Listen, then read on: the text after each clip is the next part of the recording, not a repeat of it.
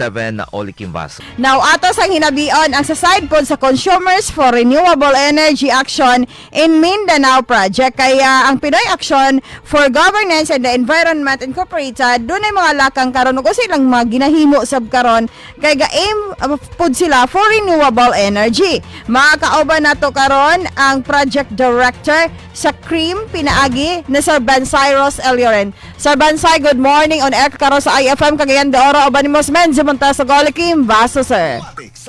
May buntag, Amenzi Montes, Oli, may buntag sa Panantik Paminaw sa Cagayan de Oro. Oo. Sir Bansay, kabalota. Kabuntagon. Yes, bugnaw ang kabuntagon. Oo, tungod aning LPA ang gibantayan, sir. Sir, kabalota nga nagsugod na karon ang epekto and direct effect sa Middle East tension. Kamo sa CREAM, sir, unsay mga laka nga inyong gihimo kay previously na amoy mga panagtagbo sa stakeholders labi na katong mga stakeholders nga kuan gyud no ga engage o ga renewable energy, sir. Dito ko magsugod ng oros na bang tanan. Dili sa gabi pa, sir. Kita gud kanang giingon lagi sa katigulangan nga aya ra manguros kung magkilas. Kawalo ka, kung atong tanhawon ang palisiya sa Estado o sa Balaod, ang RA 9513, ang Renewable Energy Act of 2008, ang iyang primary mandate is to utilize renewable energy sources to increase the country's energy self-sufficiency. Unfortunately, while we have abundant renewable energy, solar, hydro, biomass, geothermal, wind, you name it, hindi sa pagsugod sa paghimo sa Balaod dentro 2008, 35% sa atong energy share sa Pilipinas kining kuryente. So from renewable energy sources. Naghimo og balaod para kuno ma-increase ang atong energy self-sufficiency. Pero naun sa mga pagkaunsaa nga karon as we speak, 22% naman lang ang atong dependence sa renewable energy. Oo. Ang Mindanao in 2016 was 55% dependent on renewable energy. Karon 32%. Taas pa lugar sa national average. Meaning, imbis na ay balaod, na ay balisiya, patras ang ato trajectory in terms of energy self-sufficiency. Kurente lang na akong gisurihan. Kasi magitawag ng total energy consumption. Yes, sir. Na gasolina. Apil na diya ang namang gigamit sa pagluto sa balay. O bansa. Paghimo sa renewable energy law, ang energy self-sufficiency sa Pilipinas was 68%, karon 52%. Ano man? Kaya imbis maghimo ta o dugang nga mga renewable energy plants, naghimo man ta o coal plants. Coal plant majority, sir. Naghimo ta o mga diesel power plants. Muna karon nga importer ba na, gitaw nga to, volatile ang iyang presyo. Volatile to geopolitical conflicts, volatile to market shocks, o intermittent, di ito may balaan, kung saan dagat sa presyo. Gani, bisag wala pa'y ningon ng Department of Energy nga wala pa increase dapat last week. Kaya dapat every Tuesday ang increase kay mumana ang trading day magsugod man sa Lunes. So, na ay changes sa presyo sa merkado, sa Martes na siya mo take effect. Pero obviously there was widespread and massive profiteering sa mga gas stations ang ang gagawas karon. Pero kini siya wala ginangin kung nakapanguros na batanan. Eh karon 17 antos 24 pesos ako nakita nga figures karon ang increase sa diesel. At least 8 pesos sa gasolina. Oh, dako kayo. Na daghan nagpa full tank kagahapon, pero pila ra nakadlaw ang imong full tank nga mahurot. So, muna, the next question I would pose is, in times of crisis, do we light the candle or course the darkness? Mula kami sa Consumers for Renewable Energy Action in Mindanao, we are advocating, we are calling on government, and we're trying to mobilize energy stakeholders nga ang Mindanao, at least by in 2030, mubalik sa 50-50. Mindanao 50-50 in 2030. Na usay pasabot ana idol men. Yes, sir. At least by 2030, ang Mindanao 50% renewable energy, 50% fossil fuel in terms sa kuryente. Oh, at least meet halfway. Meet halfway. Ang target sa government under the National Renewable Energy Program and also its commitment sa nationally determined commitment sa Paris Agreement on Climate Change, 25% in 2030 and 50% in 2040. So niyo ta pwede man among gistudyuhan. We look at the numbers and we look at the pipeline projects for renewable energy. Makaya man ang 50-50 in 2030. Basta seryosoon lang ang kining shift nga dili na magdugang o coal-fired power plants sa Mindanao o mga diesel power plants. Gitan-aw na mo ang list of committed and indicative renewable energy projects for Mindanao. Ang combined capacities na gani siya nga projects, Idol Mens, Idol Oli, abot sa mga 2,800 megawatts combined. Sir, pwede... That would be more than enough kung ma-implement na siya tanan, wala yung mga delays. That would be enough nga mag 50-50 ta in 2030 kay ang projected demand, peak demand in 2030 sa kuryente sa Mindanao is 6,000 megawatts. 6,000 megawatts? Ang is 3,000. Kaya naman tayo 1,600 karon nga existing renewable energy sources sa Mindanao. So, kinatag 1,400 megawatts. Okay. Sir, so, kaning pwede ba ning mga coal plant karon 50-50 po sila? 50% coal ang ilang, kaning sa mga generate o kuryente, 50 ilang ang coal, 50 po ilang renewable? Dili. Coal plant ka yun. Okay. Dili ka pwede mo merge? Panawagan, Idol Men, Idol Oli. Ang Stayag Mindanao coal-fired power plant will expire in 2031 and 25 years build, operate, transfer contract with government. SPI na siya karon, sir? Stayag Power Incorporated. Dapat i-retire na by the latest 2031. By 2031 mo embal sila as coal plant unya ang gatingwa karon sa government kay mag-renewable na. So pwede pagapon sila maka-operate, sir, but renewable na. And the question is, pwede ba unsa may laitubil? Lagi, kana sad. Ano yun nila, na proposal nga kining biomass. While it sounds good, pero asa man sila magkuha sa ilang feedstock? Kada pod. Wind energy, sir. Wind energy. Nga feedstock na mahurot ang tanan dahon nato diha og sugnod. Dili kaya sa wind energy? So buka na siya nga dapat na replacement.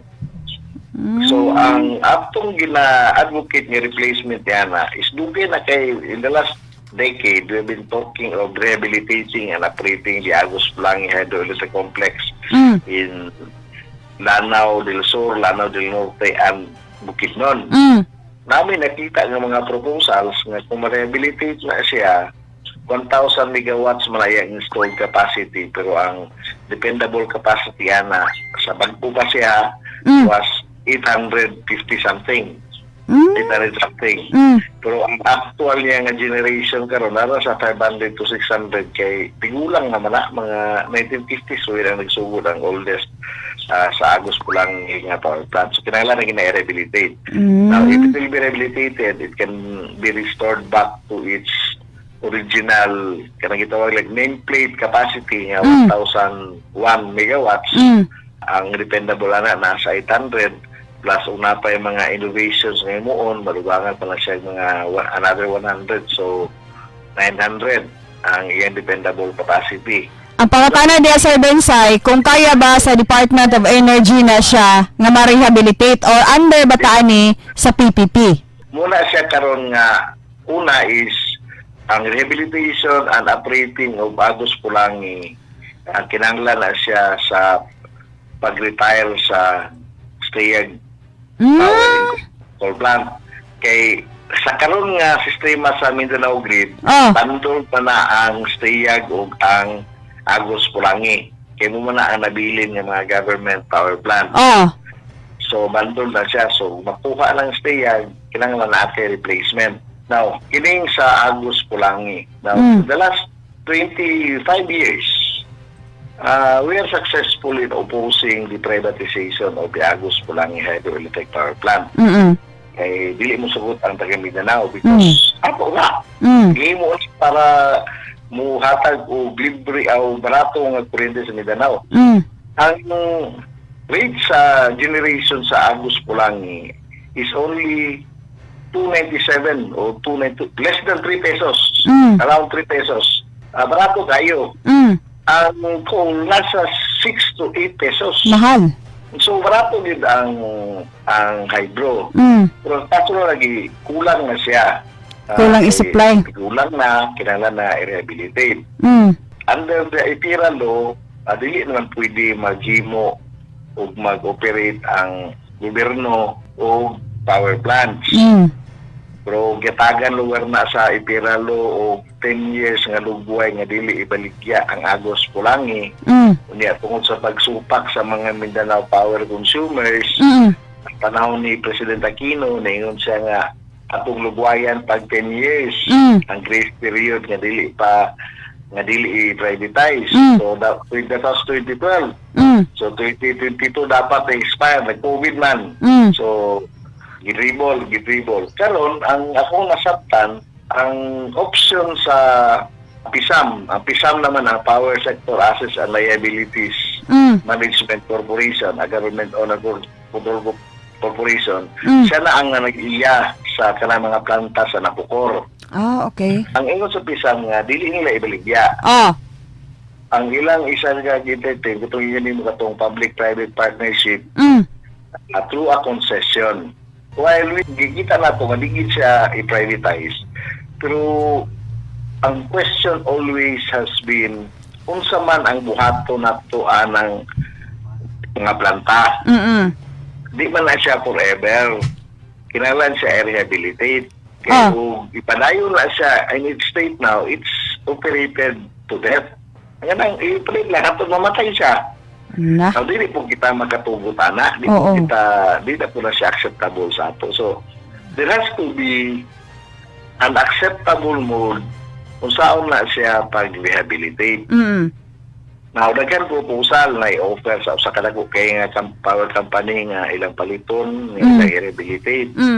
There's an offer from a Mindanaoan company sa Green Energy. And ang tanaw na mo, may abi po siya mga consultation. In fact, ang pag-develop ani was with University of Science and Technology of Southern Philippines, STP. Sila ang nag-offer ng mag-rehabilitate niya. Ay close dito nga at least 30% will be owned by Mindanaoans. Kaya para yun nga, ay tayo say, dili lang ta audience ang pagpadagan, future pagpadagan sa Agus Pulangi.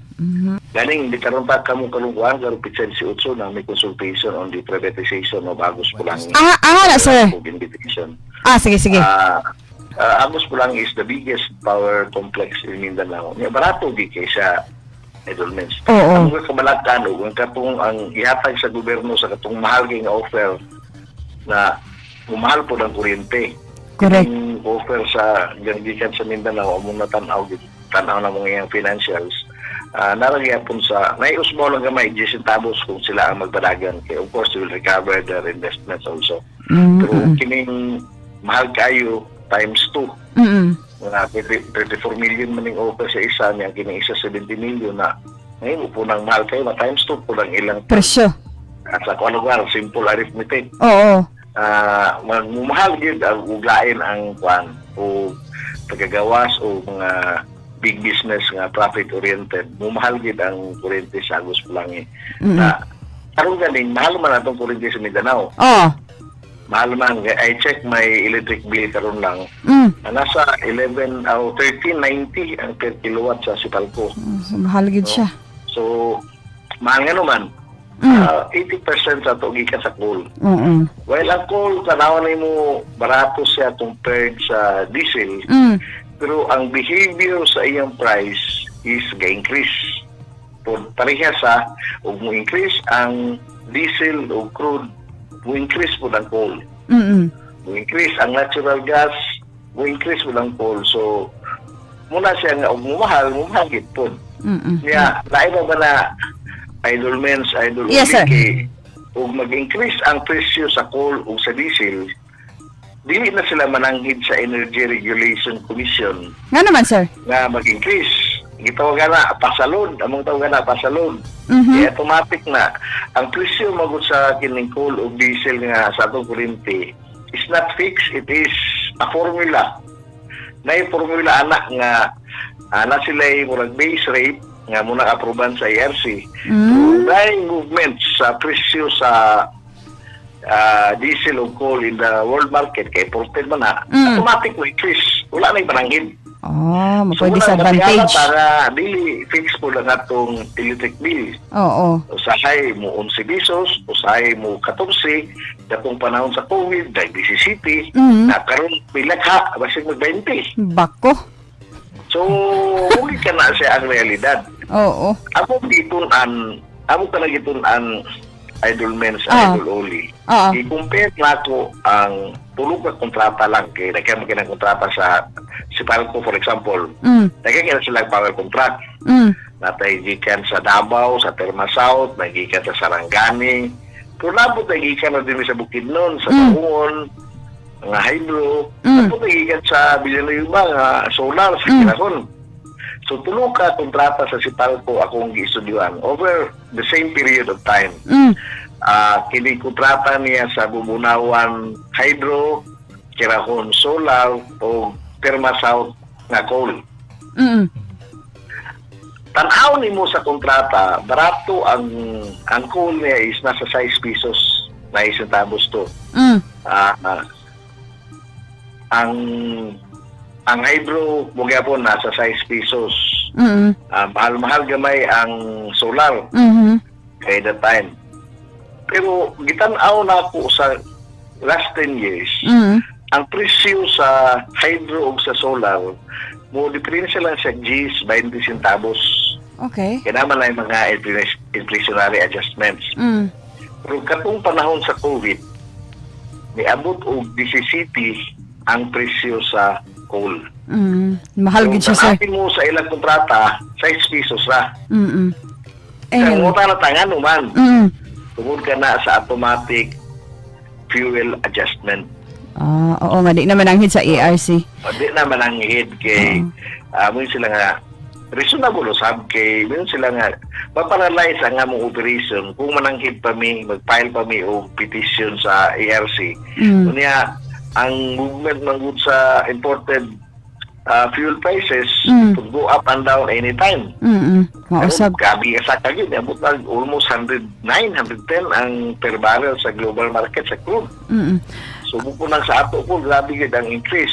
Yes, sir. Kaya po na makita lang sa itong electric bill karong katapusan sa Marso. Mao na to ang bantayan. Anyway, so gunang ting init, naganagamit sa aircon. So, these are realities. Mula yung gingon ako karong naguros sa bata, kilata naman. Anyway, the Just Energy Transition Movement, the question also is, do we course the darkness or do we light the candle? Kana, Anyway, Sir Bensay, kana kami mangita og solusyon. Karong example karong pitsa 18 sa buntag, aduna kita investment forum for renewable energy pagkahapon. na stakeholders consultation on the Agos Pulangi issue. Ay. Katabang po kami sa pag-promote to investors in mga renewable energy projects. Oo. Anyway, No. kanang panahon na sa Bensay, amo po nang i-cover and para na po may update ana. Anyway, salamat kayo sa Bensay sa imong panahon nga gigahin sa IFM, sir. Kung gano'n na, salamat sa panahon, Idol Mincy, Mm-hmm. Idol Oli. So, at times like this, we choose to light a candle rather than force the darkness. Mm-mm. Meanwhile, na manguros ang kita, kay mabayad kita sa mga kurente, Mm-mm. we hope that in the near future, in the short term, Mm-mm. mataga na ito, kasulbaran kini, mo increase ang atong energy self-sufficiency because the people deserve clean, affordable, and secure energy. Kaya salamat, may buntag sa parang naminaw sa IFM. Thank you, sir.